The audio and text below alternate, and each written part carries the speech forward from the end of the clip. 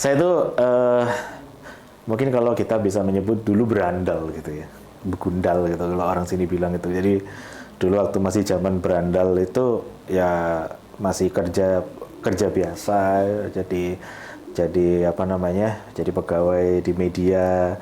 Setiap kali gajian main ke tempat klub malam, ke tempat pijet, gitu-gitulah ya istilahnya. Kita dulu ke tempat-tempat yang seperti itu gitu ya. Cuman dulu ibaratnya kalau mau beli extra service nggak bisa, duitnya nggak ada gitu ya, karena duitnya nggak ada. Karena Tapi hasratnya pengen sih pengen gitu, menggebu-gebu. udah sampai ke ubun-ubun, Sebetulnya udah di ujung-ujung gitu ya. nyali udah ada. Tapi dompetnya nggak memungkinkan kan dulu itu kan. Nah akhirnya kita pun hanya bisa sebatas pijet gitu kan. Sebatas pijet terus ke tempat yang paling sering itu ke klub malam. Udah ngeliatin kayak gitu kan. Apa namanya, ngeliatin ada bidadari di atas meja lah, ada bidadari yang mendampingi kita lah, minum dan lain sebagainya. Akhirnya Minumnya apa? Teh botol sosro? minumnya yang berwarna kuning-kuning. Oh, baiklah. Yang kalau kata Ada juga warna hitam sih. kalau kata Bang Haji Roma Irama itu berbahaya kalau terlalu itu. banyak. Nah, bahan dasar spiritus kali. Itu. Nah, jadi itulah yang apa namanya, awal mula saya itu terjun di situ. Jadi ngelihat dunia kayak gitu kan.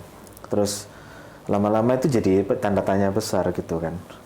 Mereka ini sebenarnya siapa sih? Si para perempuan ini siapa? Terus oke lah, kalau industri ya namanya industri didirikan oleh seorang pengusaha. Anggapannya kan begitu kan. Tapi kita masih menanyakan, mereka kok mau ya kerja seperti ini kan? Mereka kok, modelannya kayak gini. Oh ini kerjanya kayak gini, cantik-cantik kok kerja kayak gini. Kenapa nggak jadi artis? Kenapa nggak jadi misalkan peragawati gitu ya? Atau jadi apa namanya, jadi pramugari gitu misalkan. Itu kan pikiran-pikiran kita dulu kayak gitu kan. Kenapa cantik-cantik kok maunya kayak gini gitu. Itu yang jadi tanda tanya akhirnya kan. Tadinya nggak sempat kepikiran bahwa itu akan kubawa nih ke dalam ranah penelitian gitu kan. Nggak ada kepikiran sama sekali. Cuman terngiang aja kan. Namanya kita udah happy di situ, fun gitu kan. Pernah suatu hari saya sama teman itu waktu itu saya ngekos Di Jakarta. Di Jakarta. Tadinya kan kita tinggal di apartemen disewakan kan karena butuh pemasukan. Terus habis gitu saya ngekos tuh di daerah apa namanya, Kemanggisan gitu kan, daerah Kemanggisan. Tapi kosnya udah nggak ada sekarang, mungkin udah dibeli itu sama ruko siapa gitu ya. Nah dulu saya ngekos di situ, ada temen tuh dulu yang di media sama-sama ngebantuin tuh bawain barang kan. Terus kita kecapean, terus saya bilang, yaudah yuk malam kita party yuk gitu kan. Party ya di daerah pusat situ lah, di daerah apa namanya, dari kisarannya Monas itu kan, Monas Harmoni sampai Gajah Mada sampai ke Kota Tua lah. Jakarta Pusat lah ya. Saya wilayah pusat. Mengarah ke barat lah. Nah itu mengarah barat. Kita ngeklub di situ. Wah itu gara-gara ngelihat yang bening-bening, ngelihat yang kayak gitu, itu bener-bener yang tadinya kita udah angkat barang kecapean itu jadi ekstra gitu. Capeknya itu hilang gitu. ngelihat yang bening-bening. Ada tenaga baru ya. Ada tenaga baru itu, super power gitu kan. Nah, akhirnya kita juga ngelihat di situ kan, namanya kita ya pada saat itu gajinya tahu sendiri lah ya gitu kan, masih Nggak tahu. Oh, nggak tahu ya. Waduh. Nah kalau sebut merek nggak enak maksudnya. Ya, pekerja media dulu lah gitu ya. Itu Kenapa pekerja media dulu? ya emang gitu. Miris maksudnya. Iya. Bilang aja kalau miris, bilang aja nggak apa-apa. Ya udah miris deh. Nah, iya. Memprihatinkan. Bahasa halus ya. Nah, kita nggak punya duit buat ya extra service itu, ya paling hanya sebatas ya udahlah kita mandi air panas di bathtub gitu kan. Di bathtub. Oh, ada fasilitasnya? Ada. Fasilitas bathtub ada, pijet ada. Terus fasilitas ngeklub sambil minum gitu kan. Terus kita ngelihat-lihat, waduh bidadari di atas meja lah, apalah itu semua kita itu. Terus lama-lama kan mikir kenapa kok bisa sampai apa namanya seperti itu dan lain sebagainya gitu kan. Nah akhirnya pas pada waktu studi S3 itu kan kita kan biasa ya kalau sudah di apa namanya semester 3 gitu. Waduh, kalau Master P mungkin dari semester awal udah mikir ini riset gue mau kemana kan gitu kan. Saya dari semester 3 tuh udah mikir itu riset gue mau kemana ya gitu kan. Terus inget-inget lah gitu. Dulu doyan main ke tempat gituan kan ya kan. Doyan main ke tempat gituan. Mulailah saya membaca buku-buku yang tentang prostitusi, buku-buku tentang apa namanya pekerja-pekerja wanita pekerja malam. Termasuk waktu itu yang buku tentang Jakarta Undercover itu saya baca juga. Karangan Mas Muammar MK. Saya yang sangat fenomenal pada saat sangat itu. fenomenal pada saat itu. Saya baca itu buku itu. Saya baca buku-buku itu. Ternyata dari sekian tidak ada satupun yang membahas tentang pijet secara spesifik. Bisa dielaborasi. Maksudnya pijet secara spesifik apa ini? Pijet di tempat hiburan. Jadi dalam bukunya Mas Muammar MK itu hanya membahas tentang Hanya mengatakan di situ ada tempat pijet, that's it. Tapi kalau kita bicara in-depth di dalamnya, pekerjanya situasional yang ada di situ bagaimana, tidak ada. Gitu kan. Nanti bisa dikonfirm dari buku itu. lalu kemudian bola lampu di kepala dirimu nyala, aha gitu. Karena dulu kita itu apa ya? Kita waktu itu sempat mikir kita kalau ke tempat klub-klub gitu itu kayaknya mungkin kurang apa ya? Mungkin kurang cocok buat kita. Karena kan nuansa musiknya kenceng, apa minum-minum dan lain sebagainya, kayaknya itu kurang serem sama kita deh gitu kan.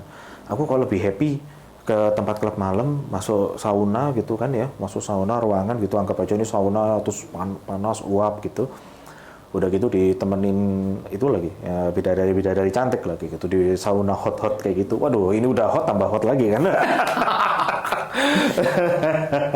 Ya kan. Terus nah, saya kepikiran kayaknya gue lebih happy yang kayak gitu deh, gitu kan.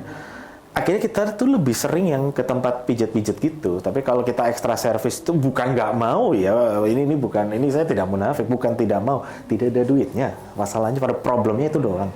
Nah, akhirnya apa namanya kita melihat biasa kalau dipijet itu kan suka ada story ya, cerita gitu. Kalau pijet antara si misalkan dipijet gini si pelanggan sama si pemijet itu kan ada cerita gitu kan.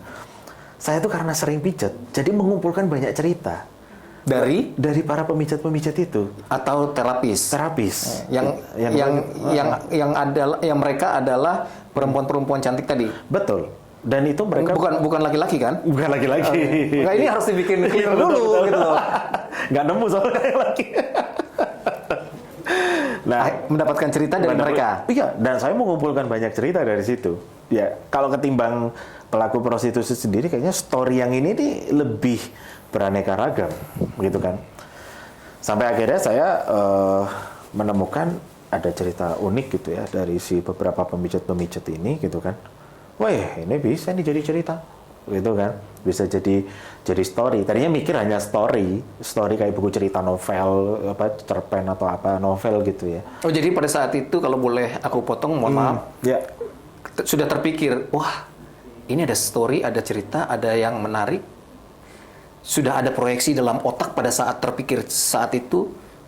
Menarik kalau didokumentasikan ke dalam sebuah cerita yang dalam bentuk buku kah, dalam bentuk kumpulan cerita pendek kah, atau apa-apa. Sudah ada terpikir seperti proyeksinya? Sudah terpikir. Terakhir saya membaca satu buku, sebut merek apa nih bukunya?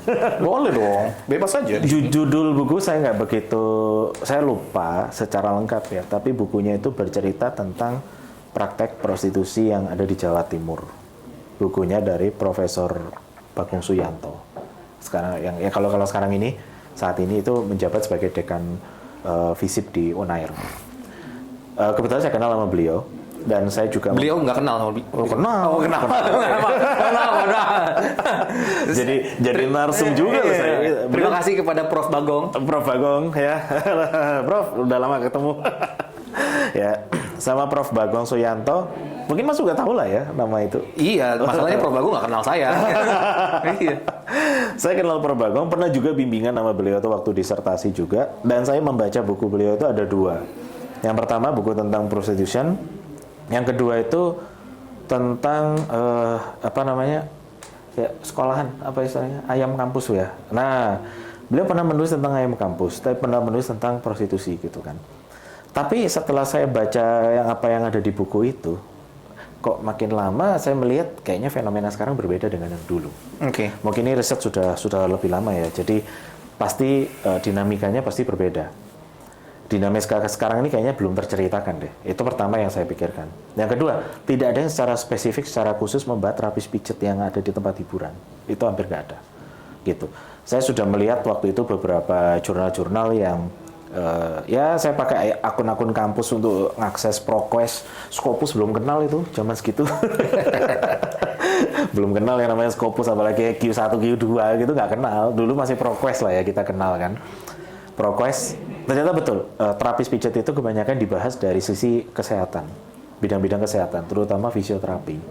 Yang kedua, banyak membahas tentang terapis itu terkait dengan masalah undang-undang asusila, itu dari perspektif hukum. Tapi saya melihat dari perspektif pemijat terapis tempat hiburan sendiri, kenapa nggak ada? Itu yang pertama. Ya kan, dari sudut pandang sosial mau dari sudut pandang komunikasi, culture, antropologi, tidak ada satupun yang membahas itu. Akhirnya saya sempat kepikir mungkin kita bisa angkat kan gitu. Dulu kan nggak kepikiran ada gap research tema 1, tema 2 kan enggak, tapi yang kita pikirkan itu adalah ini nggak pernah diangkat di penelitian sebelumnya. Udah tuh saya angkat akhirnya ke dalam disertasi gitu kan. Deal, oke. Masuk ke dalam disertasi, saya serahkan pada promotor mah langsung setuju aja. Apalagi yang bernuansa, wah. Aduh, maaf almarhum Pak Bingki. Nah, itu ya. Jadi waktu itu diangkat itu, ternyata banyak yang melihat ini sebagai riset yang menarik gitu ya. Banyak yang mengatakan, ini risetnya menarik, ini jarang ini dibahas kan, kayak gitu kan ya. Kita akhirnya coba meneliti di situ. Nah, startnya saya waktu itu tempat-tempat lama yang pernah saya kunjungi, ternyata yang tersisa cuma 2. Gitu. Ternyata tersisa cuma 2. Karena beberapa itu sudah ditutup dan pada penutupan itulah pada saat mantan gubernur DKI. Gitu. Yang mana mantan gubernur DKI? Ada banyak ini. Banyak ya. Maksudnya yang mana? Pak Anies Baswedan. Oke. Jadi waktu itu Pak Anies Baswedan kan pernah melakukan bersih-bersih lah ya, gitu terhadap lokalisasi gitu, dan termasuk tempat pijat itu ada yang ditutup juga. Nah, tempat saya dulu yang langganan apa segala itu udah ditutup tuh, ya kan, udah ditutup. Yang sebelumnya sama Pak Ahok juga pernah. Sama Pak Ahok itu pernah, Pak BTP ya, sekarang Basuki Cahayapurnama, terus kemudian Pak Anies Baswedan. Nah, akhirnya saya cari tempat yang tempat yang lain yang pernah saya kunjungi paling cuma sekali apa 2 kali, ternyata dia masih ada tempatnya. Udah dari situ tuh saya dapat narsum semuanya, itu semua dapat dari situ tuh. Dan akhirnya memang kita cukup ini ya, karena namanya kita udah riset dan nggak tahu tiba-tiba terobsesi dengan penelitian seperti itu. Itu biasanya orang kan kalau disertasi kan pokoknya yang penting gua cepet kan gitu kan. Karena orang penelitian kan gitu. Sementara dirimu? Saya nggak melihat itu sebagai pengen cepat apa enggak, tapi betul-betul yang seperti kayaknya saya tuh cukup terobsesi juga tuh dengan dunia yang macam kayak gitu kan. Artinya melihat itu tuh bukan sebatas kepentingan akademik saja, tapi betul-betul hal yang ingin saya ketahui. Kalau kita akademik kan pasti terjebak dengan teori dan metode. Tapi kalau kita mau tahu dengan apa yang ada di situ, itu kan berarti in-depth-nya kita yang ada di lapangan. Itu saya cari itu sampai akhirnya saya berteman dengan para terapis lah apa gitu kan. Berteman baik ya? Berteman baik gitu. Sudah dapat surat surat izin dari pasangan. Yang jelas bentuk nyata dari pertemanan baik adalah adanya pertemuan di luar dari lokasi tempat pemijatan. Yes, betul. Dan intensitasnya lebih dari sekali atau bahkan 2 kali. Betul sekali. Dan apa yang terjadi?